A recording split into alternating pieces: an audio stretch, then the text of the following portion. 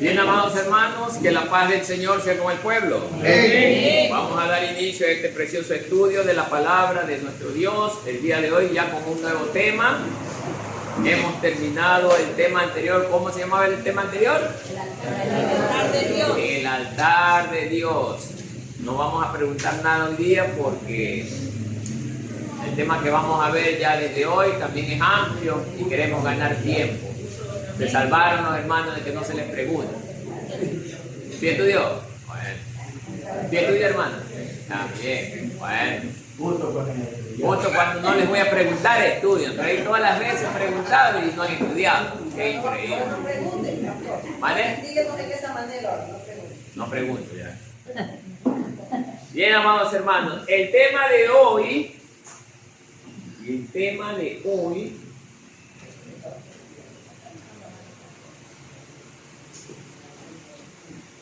vamos a empezar ahora viendo el sacerdote.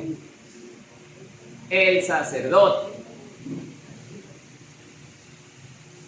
¿Qué conocen los hermanos del sacerdote? Vamos a ver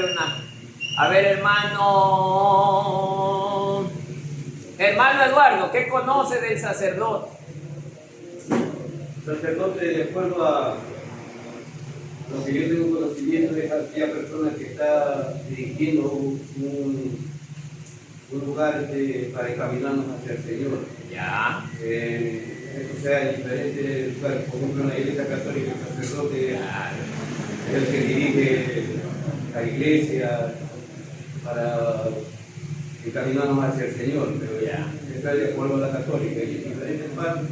Ahora nosotros como sacerdotes conocemos ahora lo mismo, por decir, ahora hemos visto que salió una publicación de que él quiere hacer una reunión de todas las iglesias, o sea, hacer la iglesia católica. Ya. Está el Papa que está dando un sacerdote. Eso es lo que entiendo. Ya, muy bien. Hermano allí, ¿qué sabe del sacerdote? Vamos a ver si hemos aprendido algo afuera, en otras congregaciones que hemos estado todos, ¿no? Vamos a ver qué hemos aprendido del sacerdote. Bueno, lo que yo puedo entender, el sacerdote era la representación de Jesús ahora, Ya.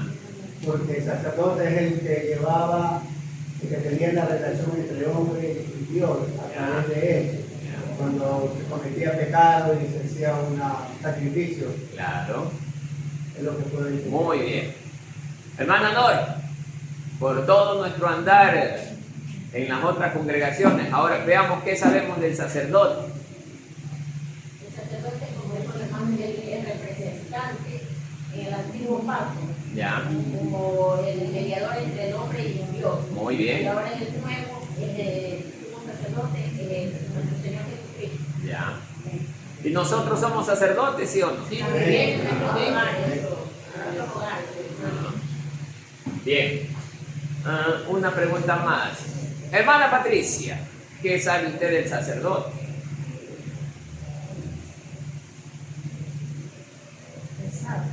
Por eso, ¿qué nos puede decir? ¿Qué sabe usted del tema de un sacerdote? ¿Qué es? ¿Para qué fue llamado? Vamos, más preguntas para darme cuenta si hemos sabido un tema como esto a través de las otras congregaciones donde hemos estado, pues no. Yo también estuve en otras congregaciones, pero a la luz ya de las escrituras no sabía absolutamente nada. Hoy recién aprendí. ¿Qué dice hermana? ¿No tiene idea? Ya, muy bien, no se preocupe. Hermano anciano, vamos a ver el hermano anciano también, ¿qué nos puede decir? ¿Qué sabe del tema del sacerdote? Lo que conozca el cielo, no se preocupe. Bueno, como ya todos lo sabemos, el sacerdote es el que toma la iniciativa, ¿no? El que está delante, dirigiendo el pueblo, así como el tiempo antiguo, el pueblo de Israel dirigía hacia Dios, o sea, era la comunión entre él y Dios para el pueblo. Muy bien. Eso es lo que entiendo, ¿no? Ya, no se preocupe. No importa que responda bien, no importa que responda mal. Quería evaluar cuánto sabemos del tema. Y verdad que desconocemos bastante del tema. Hermana Maritza, ¿qué dice del tema del sacerdote?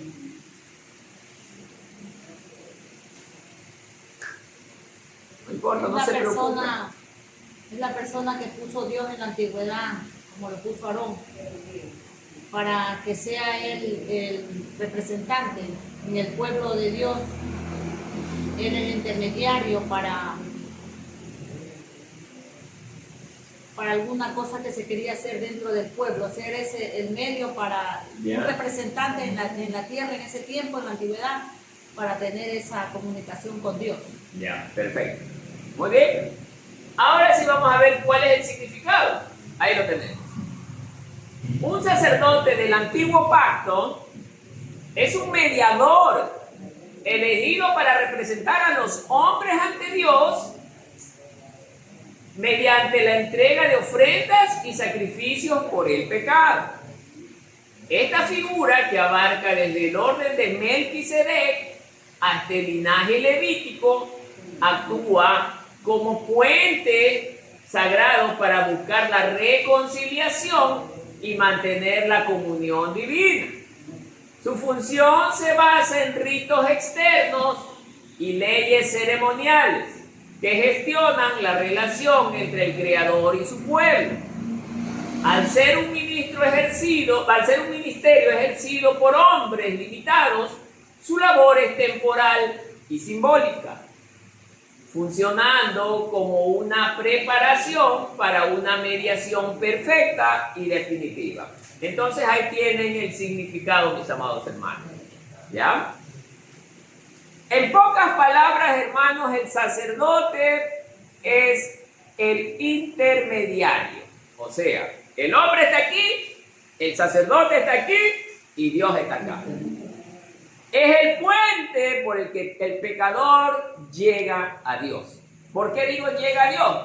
Porque cuando el pecador llevaba la ofrenda, y estamos hablando bajo la figura del antiguo pacto, el pecador le entregaba la ofrenda al sacerdote, el sacerdote venía y hacía el sacrificio, y él era el hombre escuchado por Dios.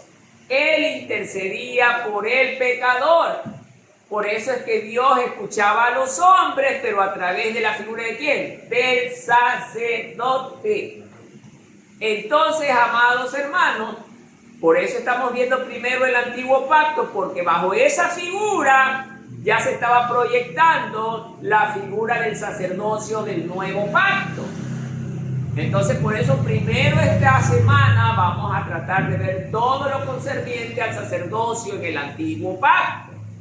Entonces, amados hermanos, hoy vamos a ver este ministerio basado en las exigencias del antiguo pacto, que requería sacrificio, ofrendas y sacrificios. Bien, entonces ya con ese significado, si gustan tómenle una foto, no sé, antes de pasar, porque sí sería bueno que lo tengan, ¿no? Bien. Vamos a ver ahora cuál es el propósito del ministerio del sacerdote. Si bien ya conocemos el significado, ahora vamos a ver cuál es el propósito por el cual Dios lo levanta y le asigna este ministerio, que es de intermediación. Entonces, amados hermanos, miren, el propósito del sacerdote era restaurar y mantener la comunión entre Dios y los hombres. ¿Mediante qué? La expiación de las faltas y la purificación ritual. Actuaba como un intercesor que representaba las necesidades del pueblo y ofrecía sacrificios para gestionar la justicia divina ante el pecado. Además, debía custodiar la santidad de la comunidad, tome en cuenta eso, e instruirla en la voluntad del Creador para preservar la alianza establecida. En última instancia, su ministerio servía como un puente temporal que señalaba la necesidad de una reconciliación perfecta y definitiva. Bien, amados hermanos, así es. Dice que El propósito era restaurar, efectivamente. ¿Cómo va a restaurar el sacerdote la relación del pecador con su Dios? Él, al ser el intermediario, era el que recibía la ofrenda del pecador. Y él tenía que evaluar que esa ofrenda cumpla con las exigencias de Dios. ¿Cuál era la exigencia de Dios con respecto a la ofrenda? Vamos a ver quién se acuerda. Perfecta, limpia, sin defecto. Imagínense que la ovejita esté todo tuerta y sea de 8 meses, hermano. ¿Dios aceptaría la ofrenda? No. ¿Y si tenía la patita quebrada? No. Tampoco. Mire. ¿Y qué pasaba si le presentaban un cerdito totalmente perfecto, limpio, sin mancha? ¿Valía? No. ¿Por qué no valía? Inmundo es eso. Esa era la función del sacerdote. Le dice al pecador: llévate tu ofrenda. Esto de aquí no sirve. Esto a Dios no le agrada. ¿Sí se dan cuenta? El sacerdote evaluaba lo que el hombre le traía a Dios. Y por eso el hombre, para que su ofrenda tenga aceptación ante Dios, ¿qué tenía que hacer el pecador? Cumplir con la voluntad de Dios. ¿Cuál era la voluntad de Dios? Que la ofrenda no tenga defecto alguno. ¿Ya me está entendiendo? Amén. Tiene que ser perfecta. Y eso es como Dios nos está hablando a nuestra vida. Nuestras ofrendas tienen que ser perfectas y sin mancha. Y a veces, hermanos, nosotros como seres humanos tendemos a cuestionar lo que Dios nos dice. A veces, hermanos, hablando ya en términos de la iglesia, nosotros, Dios nos exige santidad, pero viene usted y miente: no, la mentira es pequeñita, yo no, simplemente es algo tan pequeño que no le hace daño a nadie. Pero la mentira es mentira. Y la ofrenda que es su vida ya está manchada. Amén, hermano. Entonces hay que tener mucho cuidado, hermano, con los pensamientos nuestros, que no son como los pensamientos de Dios. Bien. ¿Ya le tomaron fotito? Bueno, pasamos.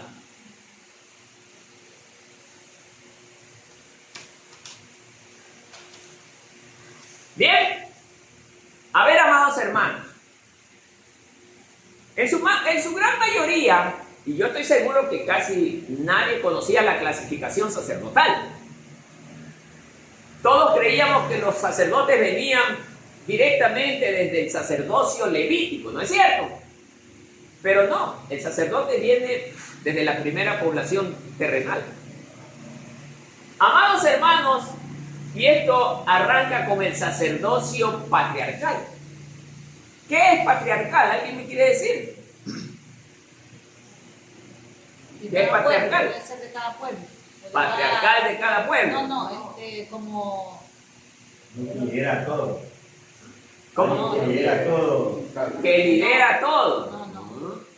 No. Antiguo.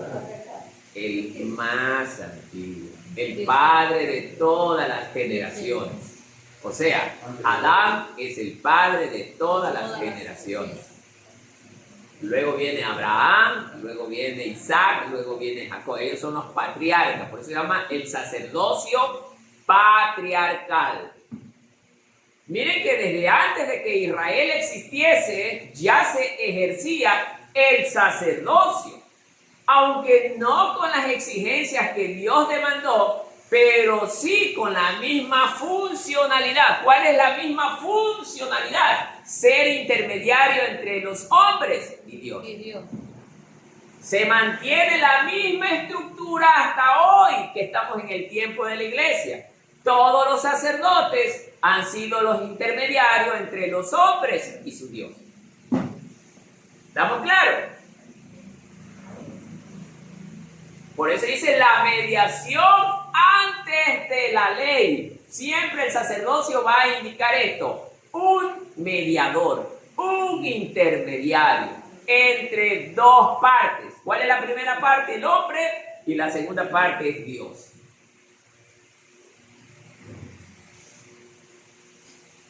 Bien. Entonces, aquí hay una definición. Es la forma, dice, primaria de sacerdocio. O sea, Los patriarcas fueron los primeros sacerdotes que hubieron en la tierra. Los patriarcas, ¿dónde están narrados? En el libro de Génesis, por eso son los primeros, los patriarcas. El primer patriarca general es Adán. Por eso, amados hermanos, dice que fue la forma primaria de sacerdocio, donde la autoridad espiritual recaía en el padre o el jefe del clan. Antes era así. ¿Ya? Claro. Entonces, no existía una casta sacerdotal como la casta levítica, hermano. Era totalmente diferente su estructura. Pero su función era la misma, ser intermediario entre el hombre con su Dios. Entonces, sino que el liderazgo civil y religioso residía en la misma persona. En el caso de Adán, él era el sacerdote por ser ¿quién? El padre de todo el clan. Y él ejercía el sacerdocio. Luego viene luego viene Noé. Noé también fue un sacerdote que requirió de los sacrificios por su familia, por su pueblo, ante Dios. Y Noé era un hombre que caminó, oiga, bajo el corazón de Dios. Porque también tiene que cumplir ese requisito. Ser un hombre que vive bajo la voluntad de Dios.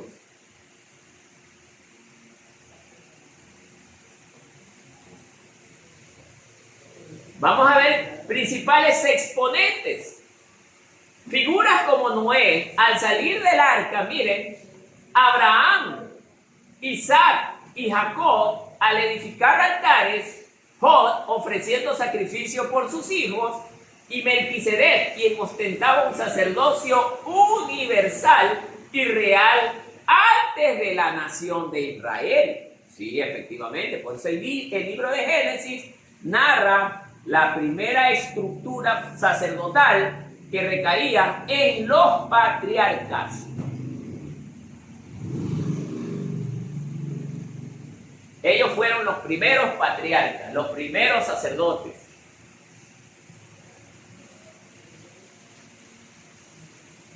Mire qué increíble, Abraham era el tipo de sacerdote, si ya ustedes conocen, los que han escuchado la prédica de varios temas que he venido predicando, entre ellos, Abraham también fue alguien que salió a pelear la guerra y siendo un sacerdote. ¿Se acuerdan cuando Abraham fue hacia la coalición de, ¿cómo es que se llamaba este hombre? Se me fue el nombre. Bueno, una coalición de 5 naciones. ¿Sí? Y sin embargo, él, como sacerdote del clan familiar, tuvo reverencia ante el sacerdocio de Melquisedec. ¿Sí se recuerdan? ¿Ya? Tuvo reverencia, tuvo respeto. Entonces, amados hermanos, vemos que antes de la nación de Israel sí se practicaba el sacerdocio. Ahora le hago una pregunta al pueblo, a ver cuánto hemos conocido. Fuera del pueblo de Dios, también hay otros sacerdotes. Mire cómo les hago la pregunta. Fuera del pueblo de Dios, estoy hablando de la estructura patriarcal, también hay otros sacerdotes, o hubieron otros sacerdotes. ¿Qué dicen ustedes?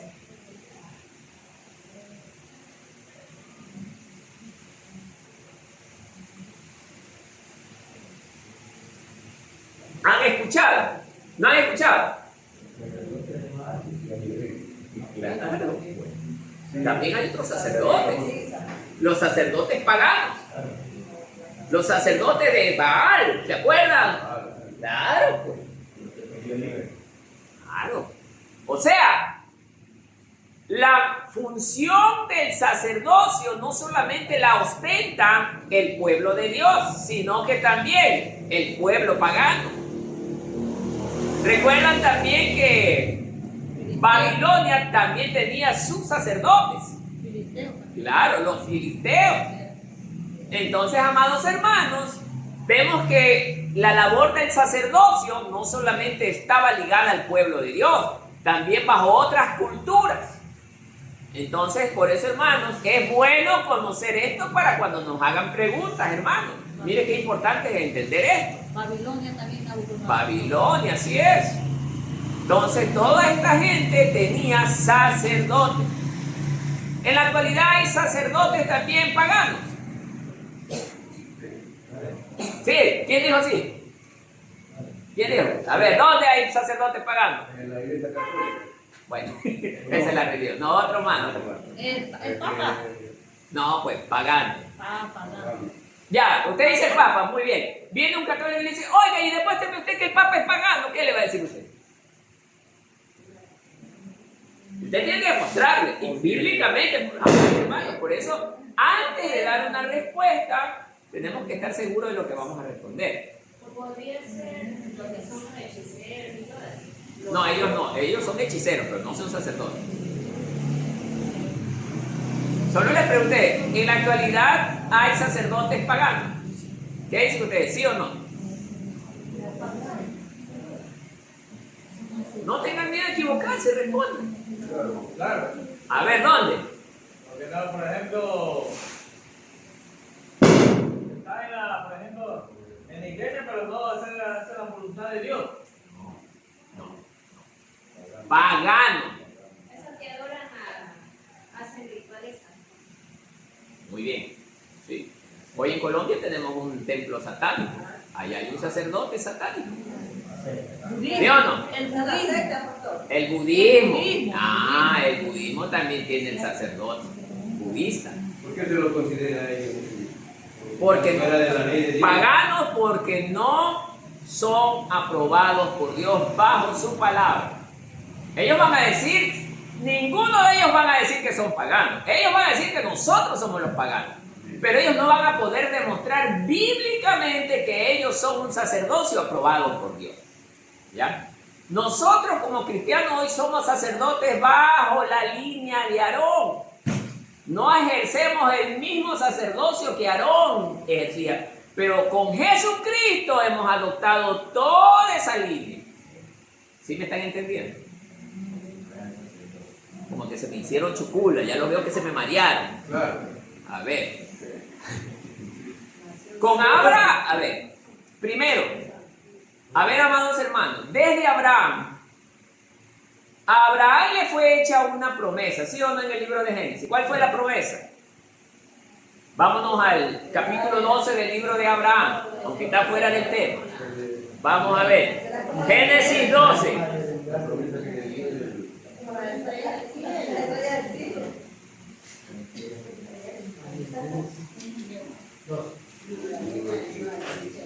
Miren lo que dice.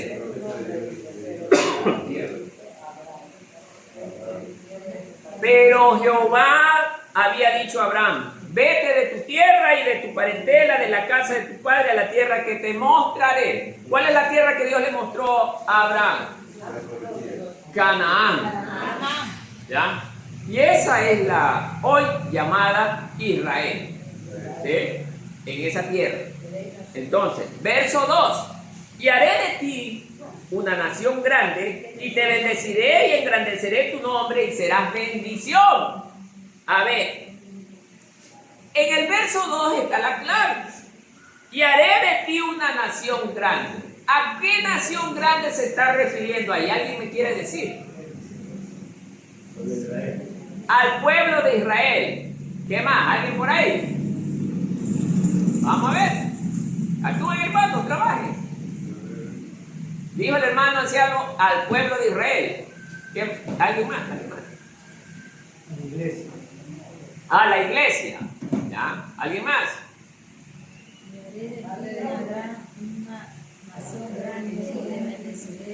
¿Cuál dice? Padre, no, nación. Bien, hay dos respuestas. Israel y la iglesia. A ver, mis amados hermanos, vamos a hablar de Israel. Israel es la parte étnica de Abraham. Según las Escrituras, sí, étnicamente hablando, las promesas fueron hechas a Abraham para sus futuros descendientes.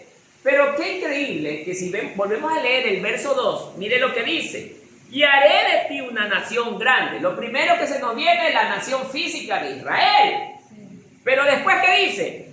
Y te bendeciré y engrandeceré tu nombre y serás bendición. Pregunto, ¿la nación de Israel físicamente, étnicamente hablando, aceptó a Jesús, sí o no? No. ¿Ellos recibirán bendición? No. ¿Sabe de quién está hablando? De todos los que creyeren en Dios. Yo le iba a decir. Esa es la nación. Yo también creía lo mismo antes, que era étnicamente hablando, pero no. Cuando ya leemos bien nos damos cuenta que los que reciben la bendición de Dios son los que se someten a su voluntad. Y el pueblo de Israel, étnicamente hablando, está haciendo la voluntad del Señor hasta hoy. Por eso es que ese pueblo va a ser reservado para cuando la iglesia se vaya.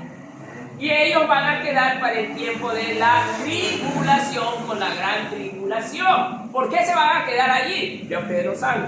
Por la desobediencia, la rebeldía de este pueblo.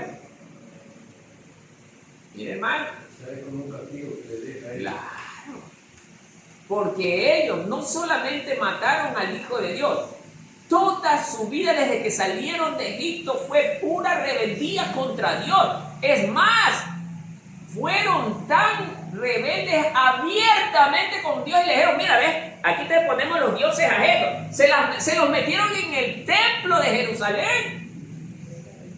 Por eso es que esta gente está reservada para ese tiempo. Por eso se llama el día de la ira del Señor. Dios los tiene reservados para ese tiempo, porque ahí los va a hacer que se arrepientan de haber nacido. Pero Israel, el Israel étnico, también es pueblo del Señor, aunque hay estudiosos de la Biblia que dicen que ellos no son del pueblo del Señor. No, Señor. Ellos vienen del linaje de Abraham. Sí, aunque las Escrituras dicen que por ser étnicos no son espiritualmente el pueblo de Dios. Pero es el pueblo de donde viene ¿quién? El Mesías Salvador. Pero ese mismo pueblo de Israel que hoy está rechazando a Dios, en el tiempo de la tribulación, ya sufriendo todas las angustias que van a sufrir, va a haber un remanente que se arrepiente, pues. Y ese remanente es el que al fin va a reconocer que Jesús es el Señor. Por eso dice la palabra que una vez que reconozcan, ahí aparecerá el Mesías en el cielo. Él va a esperar que ellos con su boca confiesen: Señor Jesús, ven por nosotros. Y ahí se abrirán los cielos y vendrá el Mesías con todo su pueblo, con la iglesia. ¿A vencer a quién? Al anticristo con el falso profeta. ¿Ya están entendiendo? Por eso todo encaja bonito, hermano. Por eso qué precioso es estudiar las Escrituras, hermano. Y ahí podemos entender. Entonces, vemos que todos estos nombres que están en el cuadro amarillo son de los primeros sacerdotes fuera o ajenos a la ley mosaica. Entonces son los sacerdotes patriarcales. Ahora, vamos a ver sus funciones principales. Vamos a conocer cuáles son las funciones del sacerdote. Mire, edificación de altares. Ya conocemos lo que es un altar. Ya tuvimos recién nomás acabamos de realizar el estudio del altar de Dios. Ya no hay ni para qué explicar eso porque ya lo saben. ¿Qué dice aquí? Construcción de lugares de adoración en puntos clave. Estos personajes en el Antiguo Testamento, cuando querían ofrecer ofrenda, o hablar con Dios, levantaban altares, pero en lugares altos. No era posible hacer un altar en lugares bajos, eran en lugares altos. Por eso se llamaban altares, ¿ya? Incluso hasta para eso, hermano, no era dable poner un altar en cualquier lugar. Entonces levantaban altares, y una vez que levantaban los altares de acuerdo a las exigencias de Dios, ellos tenían una comunicación con Dios para poder recibir de acuerdo a sus peticiones. Entonces, amados hermanos, otra de las funciones es el sacrificio y ofrenda. O sea, todos ellos, en todos esos altares, tuvieron que hacer ofrendas y sacrificios. Primero la ofrenda y luego viene el sacrificio. Presentan la ofrenda y tiene que ser una ofrenda grata y agradable a Dios. Si nosotros comparamos dentro de la primera familia de la tierra, que eran Adán y Eva, que tuvieron 2 hijos, Caín y Abel, estos 2 últimos ofrecieron ofrenda a Dios. Una fue aceptada y la otra fue rechazada. ¿Por qué la ofrenda de Caín fue rechazada? Vamos a ver qué me dicen los hermanos. Ante los ojos de Dios Ya, no era agradable. perfecto, eso ya lo sabemos. Pero ¿por qué no era agradable? ¿Por qué no era agradable? Porque había egoísmo, Porque había egoísmo. Muy bien, ¿alguien más? Vamos a ver. Porque no cumplía. Primero, ¿qué fue lo que ofreció Caín? A ver, vamos a ver quién se acuerda. Lo que sembraba él. lo que sembraba él. Muy bien. Productos agrícolas, ¿no es cierto? gana lo dio. Muy bien. Pero esa era la razón por la que no fue aceptada, porque era de mala gana. No, Era la mala cosecha que daba. ¿Ya? Hermana Adriana, vamos a ver. Era porque no cumplió con lo que realmente había de sacrificar. Excelente. Pero ¿cuáles fueron las exigencias? De que sea limpio, sin mancha, el primero, que sea el primero No se preocupe, síganos.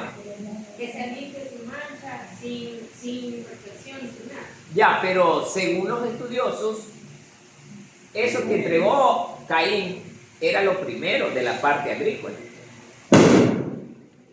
Era lo primero. Pero o sea, no era lo que Dios quería que no. Ya, pero eso, allá quiero llegar. A mí téngame como una persona ignorante que no sabe. Yo le digo, pero ¿qué era lo que tenía que hacer? Pues para que sea así. Sacrificar un animal, porque Ahí viene la parte interesante. ¿Por qué decimos eso? A ver. Va. Porque Dios exigía que sea el animal, que sea Ya. a través de sangre, ahí se perdonaba el Excelente. Porque la palabra del Señor dice así, y así ustedes tienen que responder. Porque sin derramamiento de sangre, ¿qué pasa? Entonces, ¿era dable que presente vegetación? Tenía que ser un animal. Y no todo animal, sino dentro de lo que Dios exige. ¿Ya me están entendiendo? Entonces, amados hermanos, por eso fue rechazada la ofrenda de Caín. Claro, Caín vio que los frutos de la tierra eran buenos. Pudo haber sido una sandía y la más grande de las sandías se la llevó. Después vino y le llevó, qué sé yo, unas naranjas grandototas, se las llevó. Pero Dios nunca le dijo, dame esa ofrenda. Por eso Abel era pastor de ovejas. Y las ofrendas que ofrecía Abel estaban de acuerdo a la voluntad de Dios.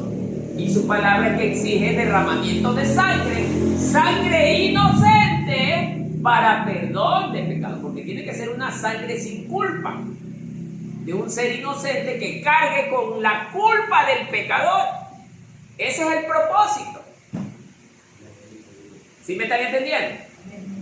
Tiene que ser una sangre, y por eso es que Dios exige sin defecto, sin mancha, sin arruga, sin nada, para que esa ofrenda que esté ahí, el pecador le pone sus manos en la cabeza ¿Y qué pasa ahí cuando se le pone la mano en la cabeza?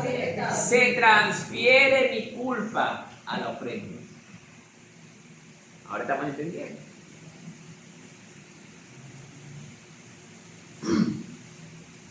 Bien. Luego, otra función. Bendición patriarcal. ¿Qué dice? Invocar el nombre de Dios. Perdón, que estoy con una molestia. Invocar el nombre de Dios para transmitir la herencia espiritual a sus hijos. Mire, amado hermano, el sacerdote del pueblo de Dios no podía ser cualquiera. Tiene que ser alguien que cumpla los requisitos que Dios exige. ¿Qué exigía Dios del sacerdote? ¿Cómo? ¿Qué más? Obediencia. ¿Sí se da cuenta que, oiga, la constante se mantiene en todas las escrituras? Eso es lo que Dios está exigiendo de su pueblo. Gente que vive en santidad, gente que viva sin mancha, sin defecto. Es lo que Dios exige, hermano. ¿Y cómo es que la mayor parte de las congregaciones de todo el mundo se sube a cantar al altar? ¿Ya se está dando cuenta usted?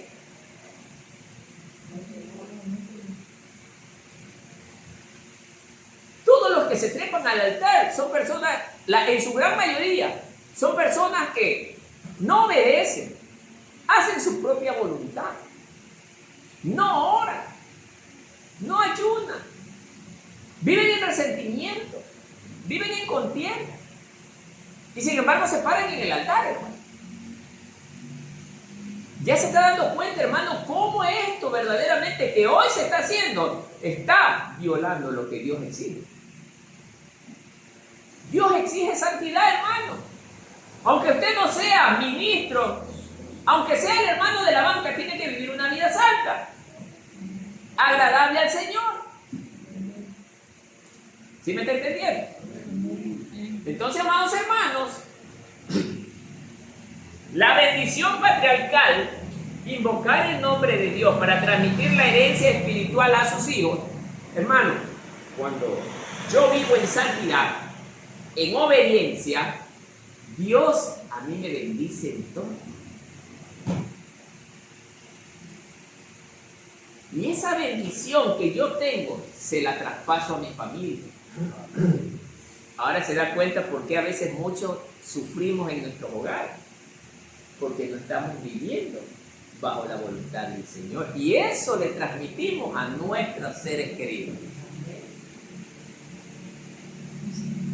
¿Sí se da cuenta, hermano? ¿Cómo Dios va a derramar la bendición en su vida si usted, mire, no lo busca, no lo respeta, vive en contienda? Es más, está pensando en fornicación. Hay muchos hombres que supuestamente son de Dios y están pensando en fornicar afuera, hermano. ¿Ah? Y se llaman cristianos, hermano. Pero en sus pensamientos tienen el deseo de fornicar, porque la fornicación es el acto, desear el acto sexual sin estar casado. O el adulterio, alguien que está casado y quiere estar con otra persona. Por eso el sacerdote no debería de tener todos estos problemas, porque Dios los rechaza y los aborrece. Por eso es importante que también las parejas que están casadas tengan que tener la bendición de Dios en sus matrimonios. ¿Sí? ¿Sí, hermano? Indirectamente. Porque si usted, su matrimonio, a pesar de estar casado ante la ley de los hombres, pero no está bendecido por el Señor nuestro Dios, su matrimonio. Porque el jefe del registro civil no es sacerdote. Es una figura pública que sí fue puesta por el Señor, pero no representa al pueblo de Dios. ¿Ya me está entendiendo? ¿Quién bendice los matrimonios? Ahí sí, el sacerdote, o sea, el pastor. ¿Por qué digo que soy sacerdote? Porque así dice las Escrituras, que Dios nos hizo sacerdotes. ¿Ah? Entonces, nosotros tenemos que poner la unión de dos personas, hombre y mujer, en las manos del Señor para que Dios bendiga esa unión matrimonial, que sí, porque Dios hace válido el matrimonio civil, sí lo hace válido. Porque Él dice la palabra que Dios puso las autoridades tanto dentro de la iglesia como fuera de él. Todas las autoridades son puestas por Dios. Y Dios respeta las decisiones tomadas por las autoridades siempre y cuando éstas se anclen en lo correcto ante Dios. Y el matrimonio es algo correcto que Dios sí lo aprueba. Pero si usted no bendice el matrimonio, nunca contarán con la bendición del Señor ese matrimonio. Ya me está entendiendo. Porque Dios es el que da las bendiciones, no es el jefe del registro civil. ¿Estamos claros, hermano? Tengo una pregunta. ¿Y el que se ha casado por la Iglesia Católica ha sido bendecido por Dios, sí o no? Porque el sacerdote sí ha sido bendecido por Dios. Excelente pregunta, hermano, y se la voy a responder con la Biblia. Por la iglesia, no por los civiles. Claro, es por la Iglesia. Pero es una Iglesia Católica. Así es. Ya les voy a responder con la Biblia. Esto no se responde con el pensamiento. Denme un segundo. Muy buena respuesta, hermano Maris.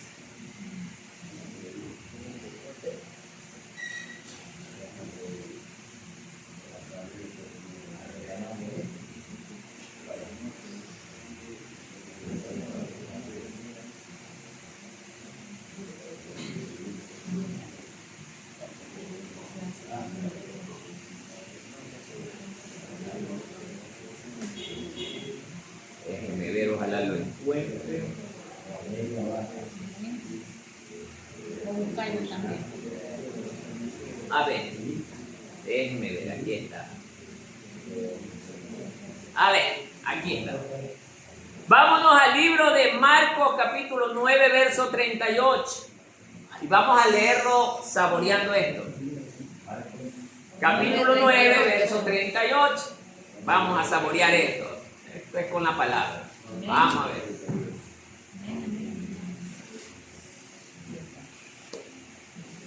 Déjenme buscarlo acá. Marcos capítulo 9, verso 38. Muy bien. A ver. Hemos encontrado, ¿y qué dice el título?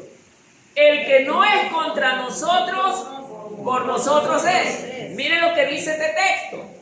Juan le respondió diciendo: Maestro, hemos visto a uno que en tu nombre echaba fuera demonios, pero él no nos sigue, dice.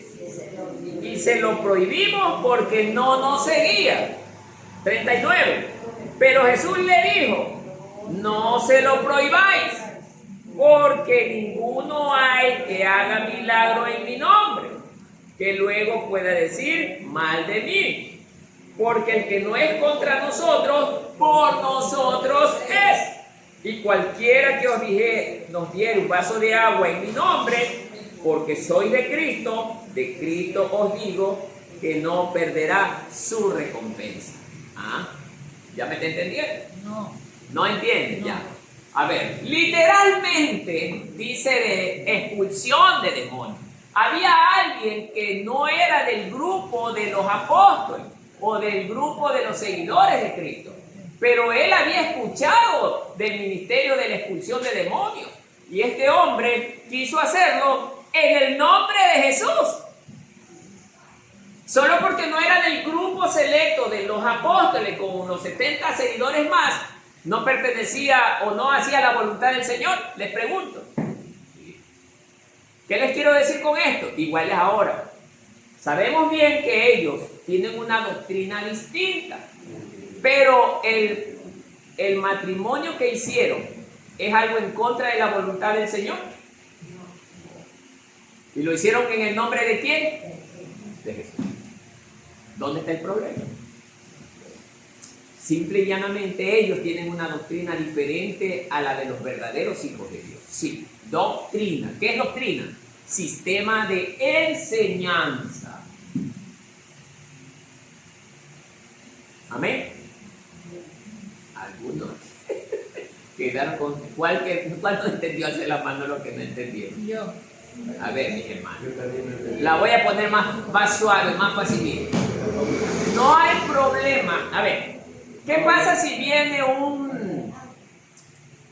vamos a poner, un adventista, un pastor adventista? También tienen doctrinas erradas. Sí. Y si ellos vienen y celebran una boda matrimonial entre un hombre y una mujer bajo el marco que Dios exige, ese matrimonio no es aprobado por Dios, ¿sí o no? Y ellos son una doctrina distinta a la nuestra. No es en contra de Dios que lo están haciendo, ¿ya? Pero no significa que por hacer eso ellos se van a ir al cielo. No.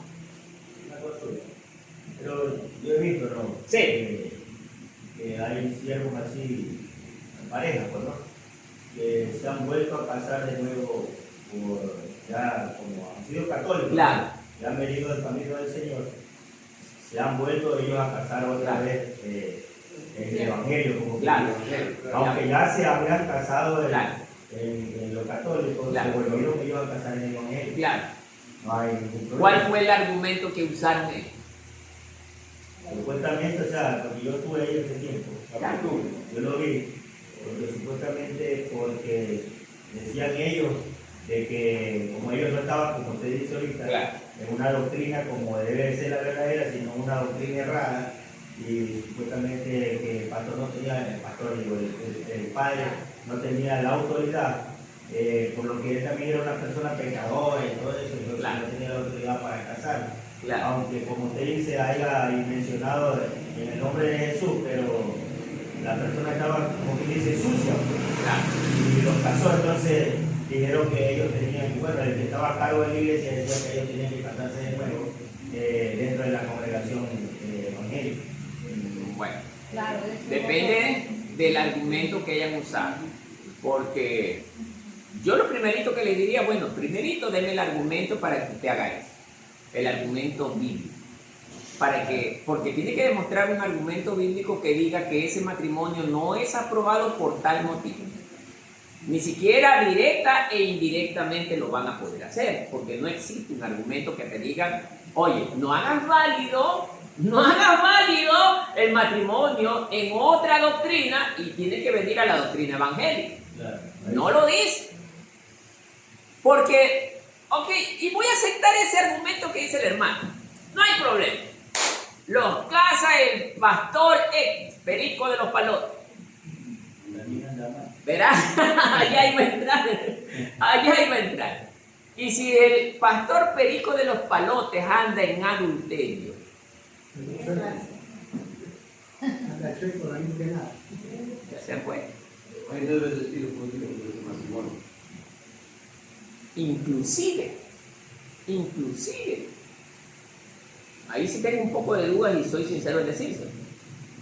Si un pastor anda en esas condiciones, yo no creo, ahí sí lo hablo humanamente hablando, no creo que Dios haga válido eso, porque ¿cómo va a ser escuchar a una persona que está sucia delante de su presencia, encima en el altar de Dios y conociendo de la verdad?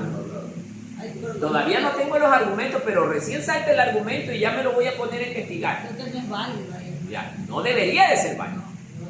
Ya, así es.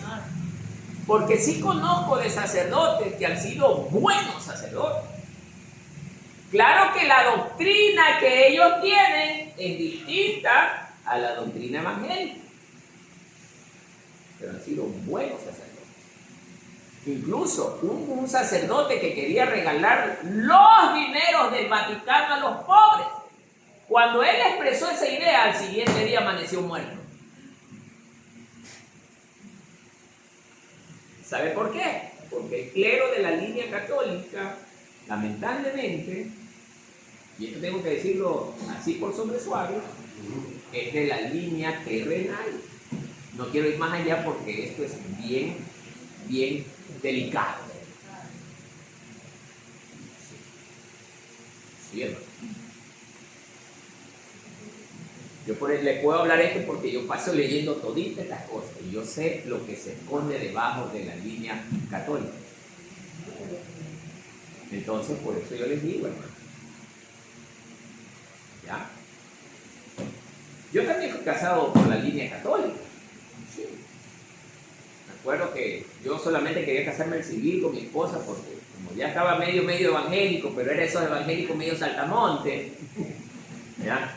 Pero mi suegro decía, mi hija no sale de aquí si no es casada. Vaya, pues ahora sí, vaya a casarse. Y me casé por la católica, hermano. Me amarró la hermana Yanet. Entonces, así es, hermano. Entonces, pero les pregunto, pero fue en el tiempo donde yo no conocía del Señor, pues. A pesar de que era evangélico, yo lo conocía medio. Entonces usted se debería casar de nuevo, ¿no? Imagínese, ya tendría que... Imagínate. No. ¿Verdad, hermano? Pero, maneja. Entonces debería usted casarse. Entonces, hermano, pero no, sí es válido mi matrimonio. ¿Por qué? Mire, hasta por qué. Primero, porque fuimos bendecidos ante Dios. Segundo, es el mismo matrimonio que he tenido durante más de 34 años. Claro. Ha sido mi esposa, la primera esposa, mi única esposa. Han habido dificultades en el camino, como todo matrimonio en su proceso de vivencia del diario vivir, sí. Pero eso es mejor porque ahí es donde Dios ve el verdadero amor, porque incluso hay parejas que medio una cosita y se separan y ya no lo perdonan. Han fracasado. Justamente los momentos difíciles son los que es donde Dios nos prueba. Vamos a ver pues si me amas, si eres capaz de perdonar a tu pareja. Y ahí es donde el Señor nos pone para probarnos. Y ahí es donde Dios dice, ahora sí sé de qué material estás hecho. Pero si ustedes de los que y yo he visto personas, tanto hombres como mujeres, una que me haga, yo no se la dejo pasar. Así dicen muchas personas. ¿Qué está hablando allí? El orgullo. Y Dios dice que al orgullo lo ve bien cerca. Lejísimo, hermano. Ya está aprendiendo, hermano, ¿se da cuenta? Pero todo esto, hermano, podemos aprender leyendo, pues, hermano. Si no leemos, nunca vamos a aprender. Pastor, Bien. una pregunta Bien. sobre los sacerdotes. Yo en Naranjito, Claro. había un cura que Ya. él bailaba, chupaba y andaba con chicas. ¿Ellos andan en pecado? A ver, yo no tengo que... ¿Usted que ya tiene aquí buen tiempo, qué me va a decir al respecto? Ni para preguntar, hermano. Yo digo que es pecado eso. Pecado, pues.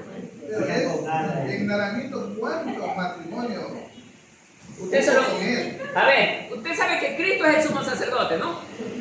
Ya. Imagínenselo a Cristo. ¿Qué va a decir usted? ¿Qué va a decir usted viéndolo a Cristo en esa Recuerda el Hijo de Dios. Está bailando. Ya, ahí está la respuesta. O sea, hermano, ya esa respuesta ni siquiera, esa pregunta no deberíamos hacer porque ya es tan básica que debemos de saber. Es pecado, hermano. No es que dice que ese sacerdote ha casado a muchos hogares, dice. Claro, él casó bastante. Ya, bueno, aunque en realidad la palabra está mal dicha. Los pastores ni los sacerdotes casados no casan nadie.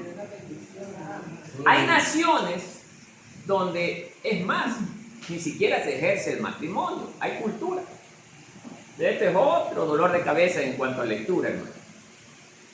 Entonces, amados hermanos, pero las escrituras sí nos enseñan, no de forma literal, no dice tienes que casarte, pero sí nos da indicios de personas que tuvieron desde sus inicios, sostuvieron el matrimonio ante la presencia de Dios y bajo la aprobación de Dios. Ya también voy a llegar a un estudio como ese, ya lo estoy preparando también. Sí, hermano. Sí, porque este cura era bien amigo de mi compadre que tenía aquí, ya murió. Claro. Un colombiano. Y ese colombiano tenía muchas hectáreas de terreno. Ya. Y él anualmente le daba $5,000 al sacerdote. Ya vio. Mejor lo hubiera pasado remanente, tuviéramos nuestra casa ahí. Y él iba con la chica que vivía, iba para allá, a la casa. Dice el dicho mundano, Dios le da barba al que no tiene quijada, hermano. Claro. Pero bueno, así mismo es este mundo. Oye, hermano, y yo digo, ¿quién los casará en las tribus que hay pues, en el oriente? Pues, ¿quién los casará ahí? Bueno. Se trae el matrimonio. Es que ahí el anciano de la tribu tiene que hacerlo, pues. Porque ahí los famosos ancianos en la parte de las tribus son los ancianos. Sí, esos son los patriarcales. Sí, sí, los jefes de clan. Ellos son los que casan. O hay una comunidad de líderes del pueblo que también ellos los casan. Bueno, volvamos al tema, hermanos. Estábamos dentro de las funciones principales, ya estábamos aquí, ¿no? Ahora vamos a ver la intercesión. Orar por su familia y por otros ante Dios. Esa era la función que hacían ellos en el antiguo pacto. Siempre armaban los altares, llevaban las ofrendas, ejercían los sacrificios y oraban por sus familias. Ya, ante Dios. Dios los escuchaba porque eran hombres de Dios, hermano. Le pregunto al pueblo, ¿esto no se repite hoy con la iglesia? Sí. ¿Ah? Sí, porque nosotros oramos por otras personas. Ah, porque nosotros somos sacerdotes. Pero el problema aquí viene, ¿qué tipo de sacerdote es usted? Cuidado, vaya a ser un sacerdote de Baal. Obediencia. Ah, claro. Por eso dice que nuestras oraciones no son oídas. Ah, ¿de acuerdo? Mire cómo vamos viendo de la manera física en el antiguo pacto. El patriarca llegaba con la ofrenda, hacía el sacrificio, lo degollaba y todo, rociaba la sangre, todo en el altar y pedía. Y la ofrenda y el sacrificio era aceptada por Dios porque cumplía con las exigencias. Y Dios bendecía a la familia del patriarca. Pero gracias al intercesor que era el patriarca.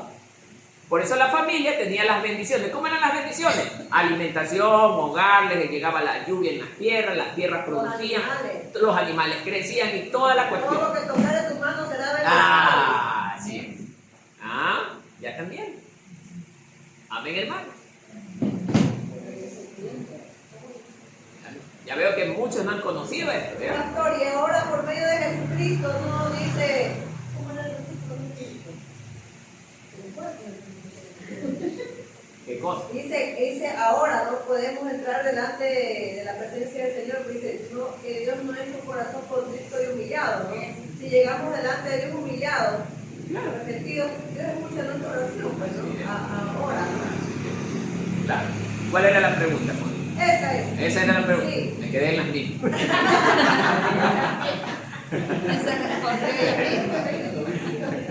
Bien, bien. Bien, hermano, sigamos. A ver. No, porque A ver. Este cuadro continúa, ¿no? Va anclado al anterior. Esta es la continuación. Mire, hermano. Ahora vamos a ver las características distintivas del sacerdocio patriarcal.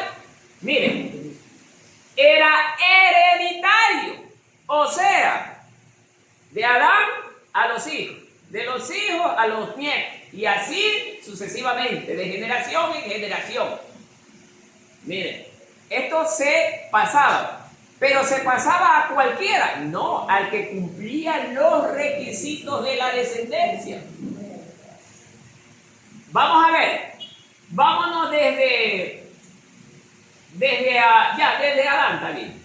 De Adán, el hombre que hacía los sacrificios, muy bien, se lo pasó a uno de los dos hijos, tuvo dos hijos. El uno era Caín y el otro era Abel. ¿Cuál de los dos debió haber tenido el sacerdocio ahí? Abel. Bien. ¿Por qué? Porque cumplía con las exigencias de Dios. Mire. Pero como murió Abel, ¿qué pasó allí? ¿Qué pasó allí con la muerte de Abel? Supuestamente quedaba Caín. ¿Cuál otro hijo? Set, exactamente. Tuvieron más hijos, pero entre ellos estaba Set. Y Set era un hijo conforme también a las exigencias de Dios. Porque Cristo viene de esa línea. Pero una consulta, ahí yo quiero llegar en algo. Por ejemplo, Enoc viene de la descendencia de Caín. Excelente. Pero ¿por qué no tuvo agrado delante del Señor si se supone que fue de descendencia de Caín? Muy bien, excelente pregunta. Aunque no es el tema, pero excelente pregunta. Claro, porque usted dice que Claro. directamente llega a la persona que, por ejemplo, si el padre fue bueno y el hijo fue bueno, pues va Así y es. el Espíritu dice, Claro. también ellos. Acá, por ejemplo, no había de Caín, el Espíritu Santo en él. ¿Cómo fue que llegó a Enoc? Claro. Enoc sí cumplía los estándares, ¿no? Sí. Pero, ¿por qué pasó? O sea, ahí se saltó, ¿no? Ahí no. No es que se saltó. A ver, la pregunta que debe de ser, no se supone que de una generación maldita, porque Caín era generación maldita, pero dice las Escrituras en el Nuevo Testamento que todo pecado, ¿qué dice? Será perdonado por Dios. Dios tuvo misericordia de los descendientes de Caín, no de Caín, de los descendientes de Caín. Porque los hijos no tienen que pagar la culpa de los padres. Dentro de esos descendientes vino Enoc. Él decidió seguir a Dios. Yo hablo de esta manera. ¿Por qué hablo de esta manera? Porque hay otros predicadores que dicen que Dios pone el querer como el hacer. Yo no estoy de acuerdo con eso. Yo digo ¿por qué? Porque si Dios pusiese el querer en cada ser humano, entonces Dios habría sido injusto con los que mueren culpables. Porque ¿por qué no les puso que sean buenos? Y aquí viene una parte interesante.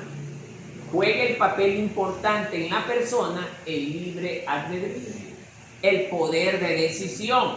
Todos los seres humanos llegamos a un punto, y un punto tan simple: elección. Tomar decisión. Solo eso. Dios nos la puso tan fácil. No la puso difícil. Dios no la puso difícil. Es tan fácil. A ver, hijo, escoge. ¿Qué camino quieres? ¿El del bien o el del mal? Así de simple. Como los hijos de Aarón también. Enoc decidió caminar con Dios. Decidir es ya voluntario del hombre. Entonces ahí, pero sí, ¿quién lo trae hacia Dios?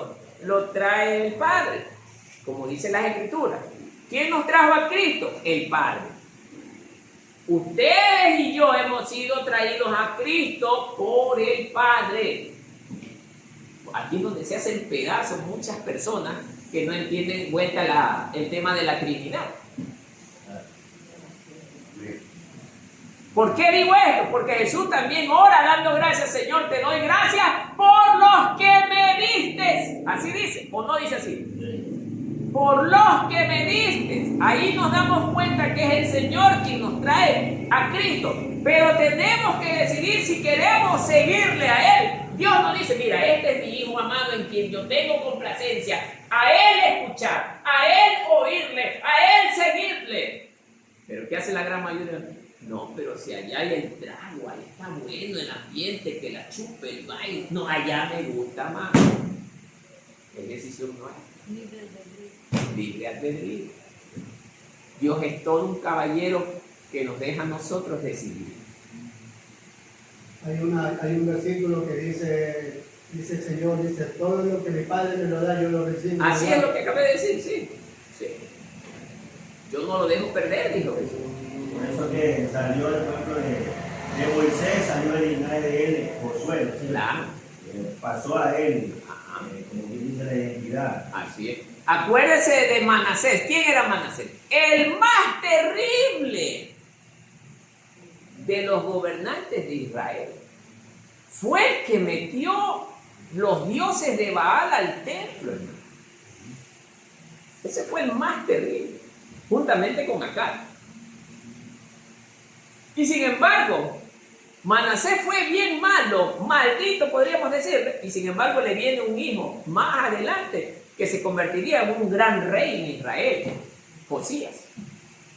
Entonces los hijos pueden cortar la maldición De los padres, pero siempre y cuando se arrepientan y se vuelvan a Dios. Dios, claro, Dios es bueno porque Dios no castiga al hijo por las culpas del padre. Por eso decimos que la salvación es individual. Pero hay hijos que porque la mamá, el papá no vienen a la iglesia, ellos se quedan, pues tendrán que cargar con esa culpa. Si el hijo no está aquí, la mamá debe de estar aquí. Si la mamá no está aquí, el hijo debe de estar aquí. Amén, hermano. Mi esposa quedó ahí en la casa con una buena de esas terribles. Aquí estoy yo. Acá están los hijos. Y así debe de pasar, hermano. Amén, hermano. Bien, entonces, es hereditario. ¿Qué dice acá abajo? Espontáneo. ¿Qué es espontáneo? Algo natural. ¿Qué es espontáneo? Use el diccionario, vamos, úselo. Para eso le pusimos el internet, hermano, para que le saque provecho. No para ver TikTok. A ver. Algo que ocurre por impulso propio de forma natural. Voluntario. De meditación. Voluntario. Eso es lo que quiere decir. Algo sin O sea, planearlo, sin planearlo. Así es. ¿Qué dice? No dependía de un templo central, sino de la revelación, revelación directa de Dios en diferentes lugares. ¿Ya? Entonces, esto los patriarcas lo tenían que hacer de manera voluntaria, donde verdaderamente las circunstancias y la situación lo requerían. Pero lo hacían voluntariamente. Y esto es que por eso esto debe de ser así, hermano. Por eso ustedes ven que yo jamás estaré de acuerdo. Hermano Marco, usted debe de hacer una lista para que indique, tal día el hermano X barra, el hermano B baja el parlante, el hermano C limpia el cuadro. No. Porque ya esa persona se va a mover porque hay un listado allí y se va a mover obligadamente. Es distinto que la persona tenga la voluntad, por amor, de querer venir a hacer. Por eso aquí no se le exige nada a nadie. Aquí, mire, hasta por el tema de las ventas de las hallacas. Cuando llegan las ventas de las hallacas, yo me doy cuenta, hermano, quién es quién. Porque hay un grupo de hermanas que sí trabajan, que sí producen. Hay otros hermanos que no quieren trabajar. Yo les digo a la hermana de la cabeza del equipo, le digo, usted no me le obligue a nadie. El que quiera comprar, el que quiera vender, el que quiera preparar, el que quiera limpiar, el que quiera hacer algo, tiene que venir voluntariamente. Ahorita no le va a pasar nada a esa persona. Pero cuando llegue el momento en que tenga que ir a rendir cuentas, ahí se va a dar cuenta. Porque no es para el pastor, no es para la hermana Anita, es para el servicio de la obra del Señor. Y eso muchos todavía no lo han entendido, no lo han comprendido. Hermanos que ni asoman. Cuando es la preparación de las hallacas, no asoman ni en broma. Todo eso se está contabilizando, hermano. Es más, yo también debería de tenerlo en cuenta hasta para asignar los ministerios. Porque la labor debe de ser completa del ministro. ¿O no? Me estaré equivocando, hermano. No. Debe de ser trabajador, porque si no, ¿qué va a enseñar, pues, hermano? Entonces, hermano, todo va ligado de la mano. Amén, hermano. Bueno, por eso dicen que el hermano Marco es jodido, aunque no les gusta, pues lo que yo digo. ¿Sí o no, hermano Gini, no? Dicen que el hermano Marco es jodido. Por ahí a veces hablan, no ha oído ustedes. No he escuchado. Bueno, gracias a Dios que no he escuchado. Entonces así dice, hermano. Ese pastor es muy exigente, se los obliga, dice los pobres. Pobrecito hermanito, no deberían estar todos los días metidos en la congregación. ¿Qué dice tu hermana Milena? ¿No deben estar en todas las reuniones? Sí, deben estar, claro. Amén, hermano. Bien. Ahora, ese sacerdocio patriarcal, a más de ser herencia espiritual y espontánea, tenía que ser basado en la fe. Veamos qué dice. Se centraba en la obediencia a las personas, a las promesas divinas, más que un código ritual escrito. Más que un código, mire, ritual escrito. Por fe, ellos lo hacían. En el caso de Abraham, más que nada, lo hacía por fe. Por eso Dios lo bendijo de una de una forma increíble. Entonces, así como Abraham tenía la gran bendición de Dios, Isaac también la tuvo, porque fue una herencia del padre. ¿Por qué? No porque era Isaac, sino porque Isaac era el hijo de la promesa, porque recuerden que Abraham tuvo 2 hijos, Isaac e Ismael. Pero Ismael no cumplía con las exigencias de Dios porque vino de una manera inaceptable. ¿Cómo vino Ismael? A ver, ¿quién se acuerda? En medio de la sirvienta. ¿No es eso fornicación? Y no es también a la vez adulterio, doble pecado de muerte. Fuera del matrimonio. ¡Ay, pero es un niño, era Ismael, es un niño tiernito! ¡Ay, es un pobrecita la criatura! Dios debe de bendecirla. ¿Qué dice usted?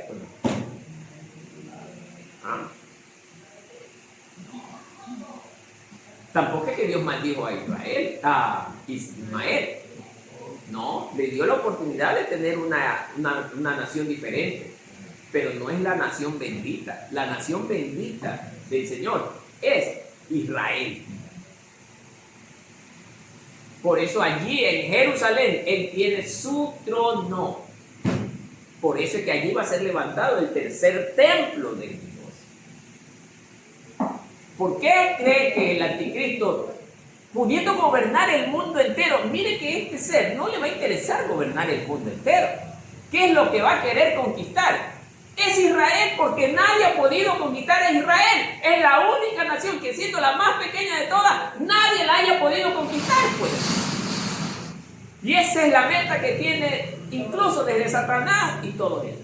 Porque allí reinará 1000 años el Señor Jesucristo. Tampoco no la pueden destruir. No las pueden destruir. No. ¿Ya están entendiendo, hermano? Sí, ¿estamos claros? Entonces, dense en cuenta, hermano. ¿Bien? O sea, hermano, si no tienes fe, simplemente no agradas a Dios. El sacerdote, para ser el sacerdote aprobado por Dios, debe de tener fe. Pregunto, dentro de la iglesia, todos somos sacerdotes. ¿Y si no tiene fe? Porque a veces vemos hermanitos, enfermito el hermano, sí, es verdad. El primer pensamiento, voy a ver si me voy al pozo 5 para ver si me...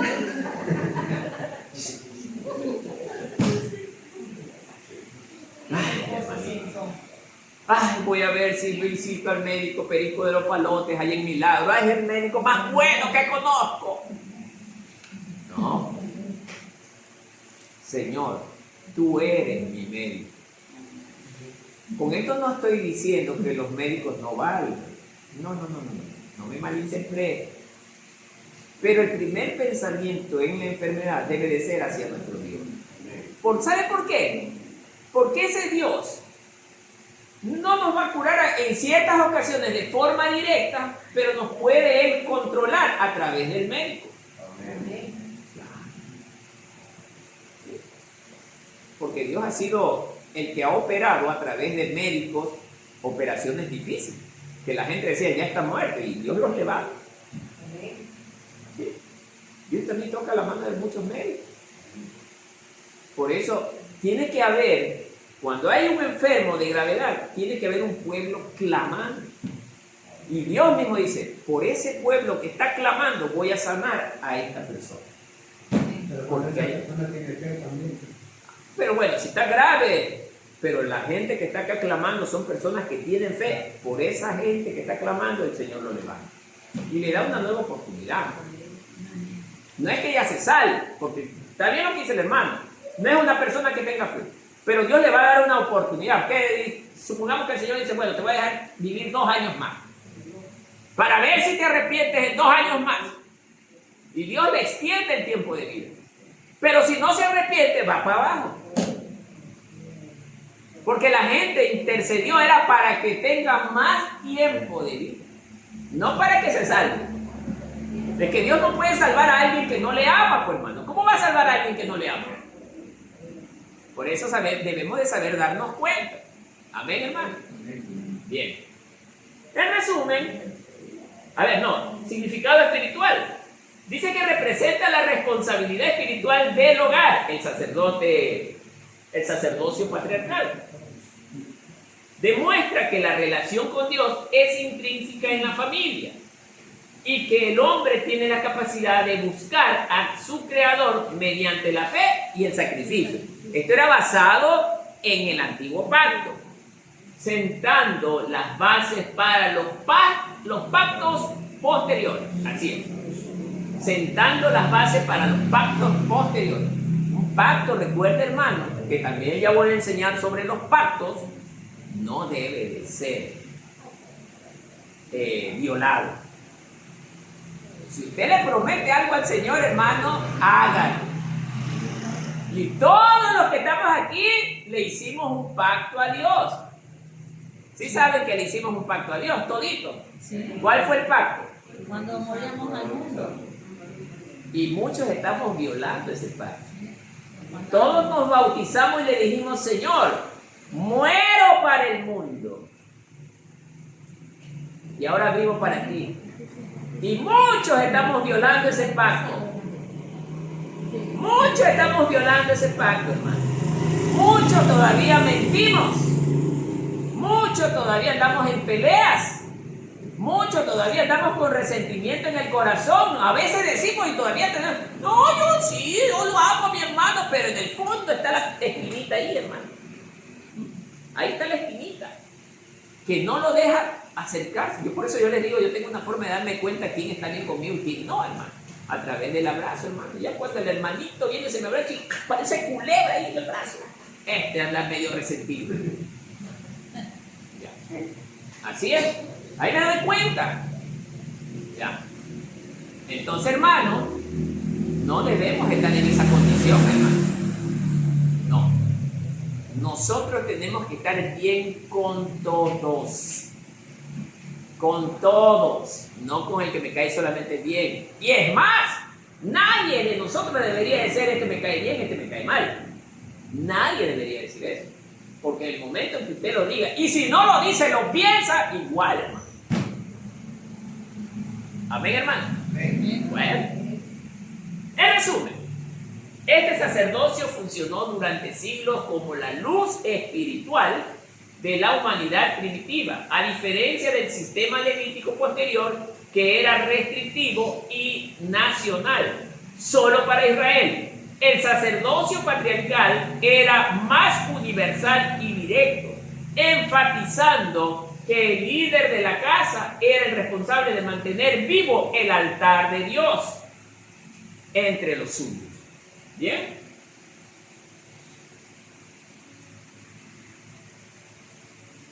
Sacerdotes antes del pueblo de Israel, ya como un comentario final.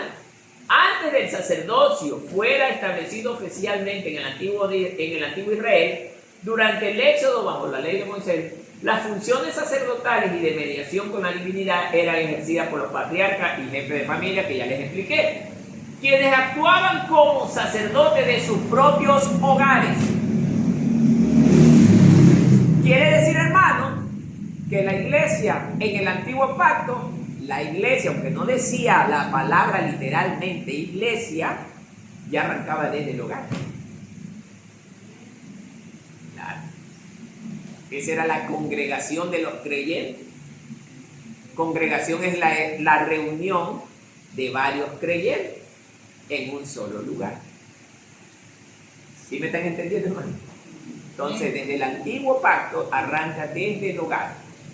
Por eso nosotros en nuestros hogares debemos de cumplir el rol de un verdadero sacerdote hacia nuestras parejas y hacia nuestros hijos y hacia nuestros familiares, porque puede ser que en nuestra casa viva, qué sé yo, la tía, la suegra, el primo, la prima, pero a ellos hay que compartir. ¿Amén? Amén. Bien. Según el relato bíblico, antes y durante los primeros tiempos del pueblo de Israel, existieron figuras destacadas que cumplieron este rol. Sí, ya les leímos que fue Abraham, Isaac, incluso hasta Job. Job también era un sacerdote dentro de su casa. ¿Se recuerdan que él hacía sacrificio por sus hijos? Pero él nunca pecó, hermano. Y cualquiera que lea esta parte va a decir, oye, pero dice la palabra que era varón perfecto. ¿Y por qué se le muere la familia? ¿Y por qué le quitaron todo? Y no se dan cuenta que Satanás pedía esa prueba. Claro, fue por un pedido de Satanás. Y Dios decide, y Dios como confiaba en su siervo, decía, no hay problema, tócalo. Pero eso sí, no toques su vida.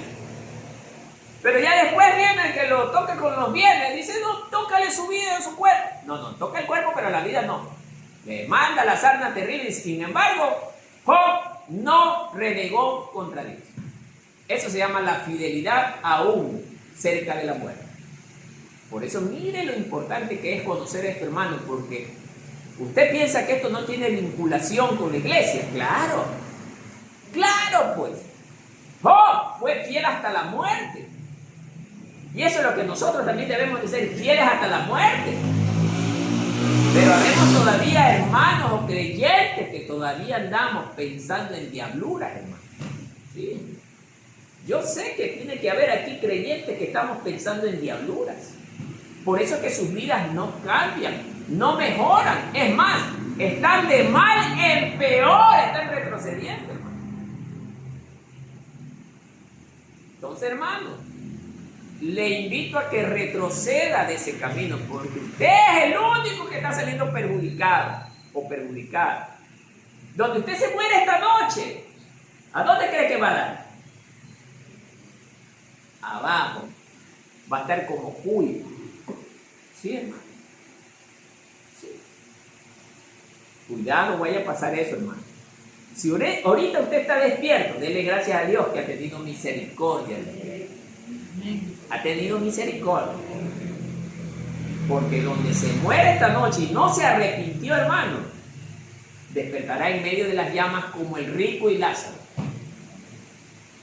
¿Amén? Amén. Bien.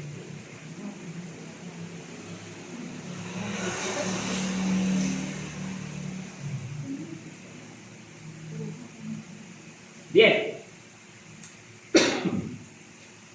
Aquí tenemos unos ejemplos de varios sacerdotes. Noé, miren, Jetro, el suegro de Moisés, y aquí tenemos los sacerdotes paganos. Estos son los sacerdotes egipcios y estos son los sacerdotes babilónicos. ¿Ya? Entonces, amados hermanos, aquí estamos hablando que Melquisedec fue uno de los sacerdotes del Dios Altísimo. Pero hay un caso curioso con Melquisedec. Si bien es cierto, el sacerdocio era un ministro, el sacerdote era un ministro que debía estar solo dedicado a Dios. Pero en el caso de Melquisedec, dice la Biblia que él era rey ¿de dónde? ¿De qué pueblo era rey? ¿De qué pueblo era rey? De Salem. De Salem. Entonces, era rey y era sacerdote. Tenía dos funciones, dos cargos. Es el único en toda la Biblia que cumple esa doble función. Es el único. Así que si alguien le pregunta, oye, pero si es sacerdote no puede ser rey. Solo hubo uno. Melquisedec. Acuérdense de él. Amén, hermano. Amén. ¿Sabía o no sabía esto? No. No, ya lo sabe. Bueno.